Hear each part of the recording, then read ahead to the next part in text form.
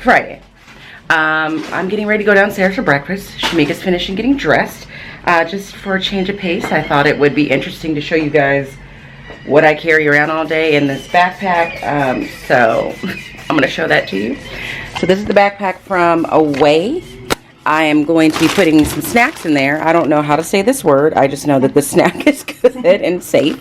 They are kind of like ranchy sun chips, I guess would be the best way for me to describe it. So I try and always have a snack. Inside here I have my cell phone, my glass case. I carry this Away pack that has my battery charger and adapters. In the side pocket I have this little bag here that has things like medication, gum, chapstick, blotting pads. That has come in handy. Today I'm packing these tennis shoes because my feet are on a whole nother level right now, and I'm trying to work and make sure to wear shoes that match my outfit. But if I get exhausted of that, or we go out, not out, but walking around after training, I'm gonna put these tennis shoes on, I think. Then this notebook that Shamika has been gracious enough to let me borrow, I use that to take notes. And then I always carry this light rain jacket with me, which if you do one of these, I highly suggest it, especially if you're in a country that it's not gonna rain like heavy downpour, but it could. That has come in handy. You can pack it in your suitcase really easily, in your backpack. So I'm getting ready to pack this up. I'm getting ready to take it downstairs. We have kind of the same format today where it's a PD in the morning, lunch, and then PD in the afternoon. And then after that, we'll see where the day takes us. So I will be taking you guys along, obviously. Okay, we're at the point where the teachers have to have the coffee to start the day. So we are in what's called the espresso house. I'm just gonna show it to you because it's really pretty. I took some pictures. I don't know if I posted them on Instagram yet, but we think this is like the Starbucks of Finland because there's quite a few of them. But it's just really nice. The bathroom's nice. I don't think I'm gonna get coffee, but this is where we're at. Teachers getting the coffee before professional development.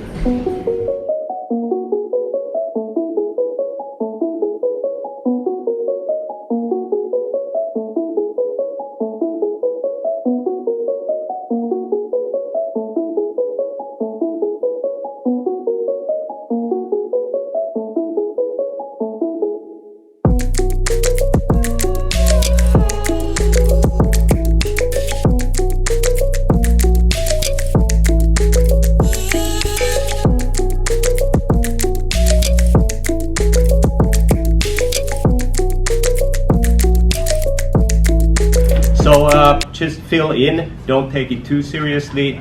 We have about, take it seriously, yes, but don't stress yourself. We have about 5 minutes for this. Okay, good morning again. We're on a break. It's about 10:30, and this session is about project-based learning. So terminal 2. And he was just kind of going over how he introduces it to his class. So he starts off by giving them these little pieces of paper here that are initially folded down like this. And they just have a series of questions on it, and he tells the kids complete the thoughts, but think of the future in the mind, like futuristic notions. So they give you some minutes to do that. This is what we filled in, and then when that time is up, he has them unfold the paper, and then they have different levels of Bloom's taxonomy on it. So what I like about that is that he's teaching the kids the different levels of questioning, so that when they come up with their projects that they're going to create, because they're all ultimately going to create their own project, that they have different levels of questioning throughout it. And he instructs them that you definitely want to start with the lower levels first, just to get the buy-in from people that are going to be looking at your project. So he just shared that with us. I thought this was a great activity, a great way to introduce it to students. In my mind, I'm like, I wonder if I can get something like this done, because of what we were saying is that we would love to do more project-based learning, but we have time constraints that they don't really have in Finland. So they aren't held to a test. They aren't held to like rigid timelines to make sure their kids are prepared for a test. So there's just a little bit more flexibility. So I'd like to find a way to work this in. It's something that I do at some point. So it's good stuff. Exercise might be, or is, in my experience, pretty good conversation starter for a staff group of like teacher cohort in the same school to start talking about the advantages and disadvantages of PBL. Okay, that's the reason why we sort of check this out here. So we are making a cause and effect chart. Project-based learning is in the middle. These are all the causes over here. It's causes that an optimistic teacher would say, causes that a pessimistic teacher would say. So we have like trendy, increased learning because of student ownership, student choice, etc. And then over here are the effects. What would the pessimistic teacher say is an effect? So if they think it's trendy, then the effect of project-based learning would be that it's going to be short-lived. College and career readiness would be a positive effect. So we're just finishing this up. This nameless teacher has beautiful writing. Beautiful chart paper writing. We even made a little rolling eye emoji. Zoom in so you can see our artistic work. There it is. One more thing, as we know teachers like to say. So, 4 good friends of mine and my colleagues, of course. They're all teachers, and we have one school principal with us as well. But I'll start with Tina. Tina used to work in the same school where I work at, but now she's working in a smaller school, primary school, just from 1st grade to 6th grade. And she fearlessly experiments with different types of learning environments. And she was one of the driving forces in my school in, building different types of classrooms than just chairs and desks. So I don't know, might want to talk about that or something else. Hanna is still my close colleague from Hiidenkivi, same school. She is specialized in teaching 1st and 2nd graders. Have you done that always, or? Almost, yeah. Yeah, almost always. So yeah. 10 years. Yeah, okay. And she's the. I've never co-taught with her, but when you know somebody, you know. And you know. We have P. Oh, PE, yes. PE, yes, but not in the classroom. Yes. Yeah. Sort of the presence that I know and the soothing sort of calm characteristics and the personality that she has and the presence how she is with her class every day just sort of translates to like great things happening in the classroom when you're just that present with the kids. I've seen it on recess and everywhere, and I mean that's fascinating. Thanks. As I said, humble. Yeah. Then we have Arne, who's you prefer to be Arne or Aku? I prefer Aku, yes. Yeah, Aku is the nickname. He's a guitar player. He used to play in one of these bands that is very successful now, not when he was playing, but Thank you. They started to be sexual when I left. yeah, but that's a good choice because we need you in Helsinki Education Department. This guy is the king of pedagogical leadership. I've never worked under him, but I've heard him and I know him, and that's the truth. So maybe, and the interesting thing is that he's a leader of a small primary school, so he has teaching duties. Yes. Although he's a principal, so that perspective might be kind of interesting. 7 hours a week on your own and then co-teaching. Approximately, yes. Yeah. Okay. And then we have Esko, who is the only one. Oh, okay. PE. We've been teaching PE, but in the classroom, Esko was teaching in the same school as I am teaching, and he's a subject teacher, math, what chemistry and philosophy. and philosophy. Pretty cool sort of mix. Yeah. And we did. Today we talked about PBL and phenomenon-based learning. This is the guy who I experimented for the first time before the curriculum was launched about phenomenon-based learning, and we did some sort of pretty interesting project, wasn't it? Yeah.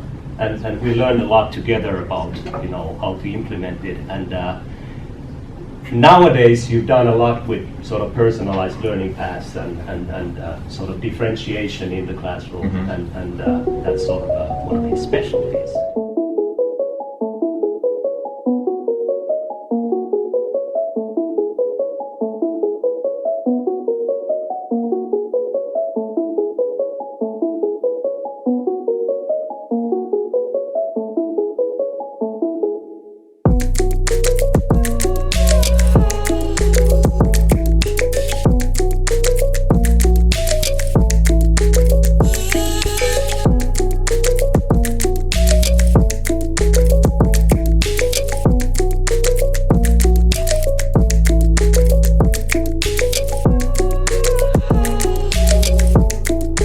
So we just finished up the PD portion of our book bag tours experience. We have 4 Finnish teachers. There was just a couch sheet. 4 Finnish teachers, some from the elementary level, some from the middle school level. We weren't able to talk to a special ed teacher. They weren't able to make it, but we're finishing and we're celebrating with a little champagne. They were all really great. My basic, I don't even, you know what, no, I will do a kind of my takeaways from the morning and afternoon later on today, but I'm just happy for this experience. The teachers are really great. We have a lot more in common than what you would think, but yeah, so now we're just doing a little bit of celebrating.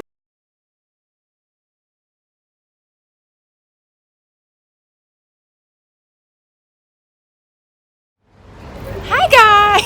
Hello. Hi. We are on the street of, we don't know what. Do you know what street this is, Molly? You're very... Långebustin. That's what I was going to say. It's not that street.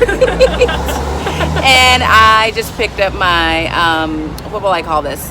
My treat from Finland. I just bought a new bag. There we go. Boom. And she lost it. And I just found out that, what was the deal? So I charged it in euros. They said it's better if you pay in euros than American dollars. Yeah, so I charged it in euros, but then got like refunded Euros. 17, was it US dollars or 17 euros? 17 euros you got Yeah. refunded, so that's Yeah. like 20 something bucks. Yeah, so we're just sitting here waiting for Shamika. So we're gonna keep buying bags. Yeah, so that's the thing. Like, if you need a new bag, just fly down to Finland, buy your bag. Yeah. Fly down as in fly up. Yeah, But, fly up, Fly over. fly to, Let's purchase not a get bag. like trapped Technical. within our prepositions. North, south, east, west. No. But yeah, so we're having fun, enjoying the weather. Talk to you later. Hello, it is Friday. Still, it's about 6 o'clock. Actually, no, it's 7. Yeah, just about 7 o'clock. And I just got back from doing a little shopping around Finland with Jill from Hello Fifth and Molly. I bought myself a Longchamp purse, one of the little duffel bags, nothing too expensive. A, because there's no taxes here, and B, because I got a little bit of a kickback buying it in euros. Somehow, some way. And I'm just here resting for about an hour. We're supposed to go to karaoke at 8 o'clock, which should be fun. I've never done karaoke before, so this would be the perfect opportunity to do it. But today, as far as professional development, I'm going to try and wrap that up now since I don't know how the evening's going to go. The first half of the day, we talked about project-based learning and why it's important. We also used a different kind of thinking map that I hadn't used before that I'm excited about. I shared that on my Instagram stories today, and I'll be sure to add it to my highlights if you're curious as to what it looked like.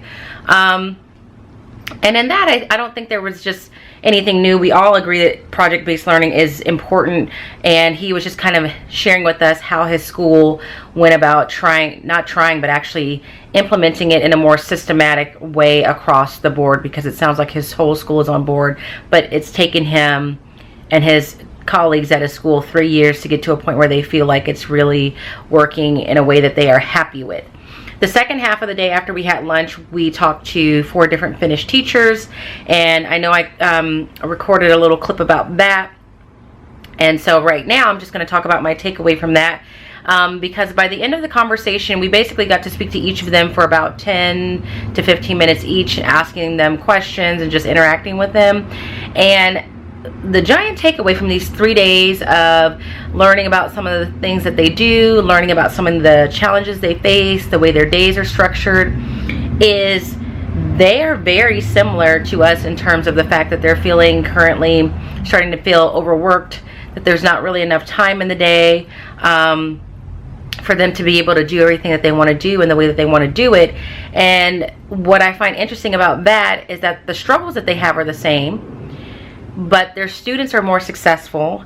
And when I really thought, like, what is the thing that's different that makes their students more successful in the bigger picture, and it really boiled down to in my mind, they have a lot more autonomy, independence, flexibility.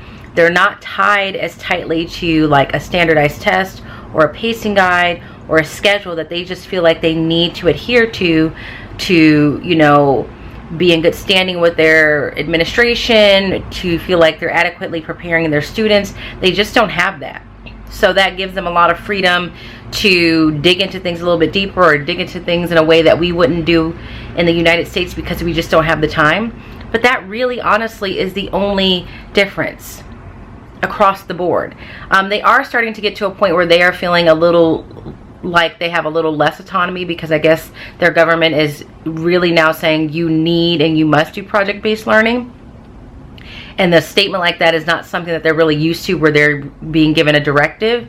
But, you know, they're still struggling with things like pay. They have teachers unions. They have special ed students. They have that feeling that they don't always have enough staffing to support some of the needs of their students. Their principals are tired and overworked. Their teachers are tired and overworked. There's not enough hours in the day. They're trying to find the balance of, you know, teacher self-care and taking work home and all of that. But their students are more successful, and it really is, I think, because they just have a lot more autonomy.